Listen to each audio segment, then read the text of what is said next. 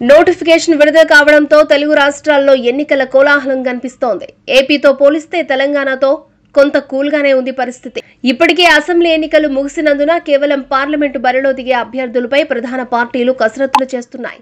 ఈ క్రమంలోనే టీఆర్ఎస్ అధినేత ముఖ్యమంత్రి కేసీఆర్ తన దూకుడును కంటిన్యూ చేస్తున్నారు.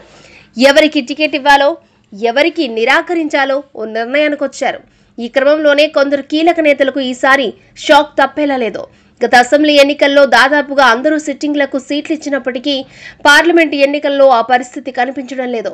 ఇప్పటి వరకు ఖరారైన అభ్యర్థుల జాబితాలో వినోద్ కుమార్, కవిత, కొత్త ప్రభాకర్ రెడ్డి, బీబీ పాటిల్, బూరా నరసయ్య గౌడ్, జి నగేష్ల పేర్లున్నాయి. ఇదే సమయంలో మహబూబ్ నగర్, ఖమ్మం నియోజకవర్గాల పార్లమెంటు సభ్యులు జితేందర్ రెడ్డి, పొంగులేటి శ్రీనివాసరెడ్డి, అజ్మీరా సీతారాం నాయక్ల పరిస్థితి డోలాయమానంలో ఉంది.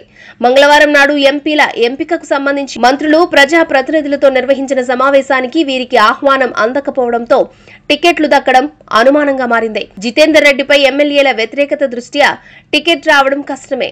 అక్కడ ప్రత్యామ్నాయంగా ఎంఎస్ ఔషధ సంస్థ అధ్యక్షుడు శ్రీనివాసరెడ్డి లేదా రాజేంద్ర ప్రసాద్ రెడ్డిల పేర్లు తెర మీదకొచ్చాయి. వరంగల్ ఎంపీగా ప్రస్తుత ఎంపీ దయాకర్కే మరో అవకాశం ఇవ్వాలని సీఎం భావిస్తున్నట్లు తెలిసిందే. మహబూబాబాద్ మాజీ ఎమ్మెల్యే కవిత సీఎంను కలిసి మహబూబాబాద్ ఎంపీ సీతారాం నాయక్ బదులుగా తనకు టికెట్ ఇవ్వాలని కోరారు. మాజీ ఎంపీ జి వివేక్ పెద్దపల్లి స్థానం కోసం సీఎంను అభ్యర్థించగా ఆయన అభ్యర్థిత్వంపై చర్చ జరుగుతోంది. మంత్రి తలసాని శ్రీనివాస్ యాదవ్ సికింద్రాబాద్ నియోజకవర్గంలో టికెట్ను తన తనయుడు సాయి కిరణ్ కు ఇవ్వాలని కోరారు.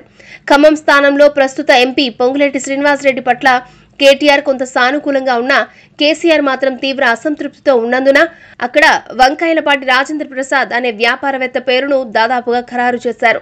మల్కాజ్గిరిలో ఇప్పటికే నవీన్ రావుకు టికెట్ ఇవ్వాలని ప్రతిపాదనుంది.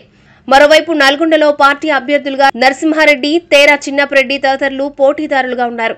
ఈ నేపథ్యంలోనే శ్రీనివాసరెడ్డి ప్రయత్నాలు ఏ మేరకు ఫలిస్తాయో చూడాలి.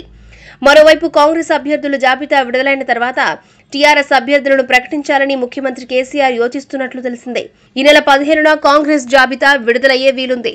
దీనిని పరిగణలోకి తీసుకుని సీఎం 16న తుది జాబితా వెల్లడించాలని భావిస్తున్నట్లు సమాచారం.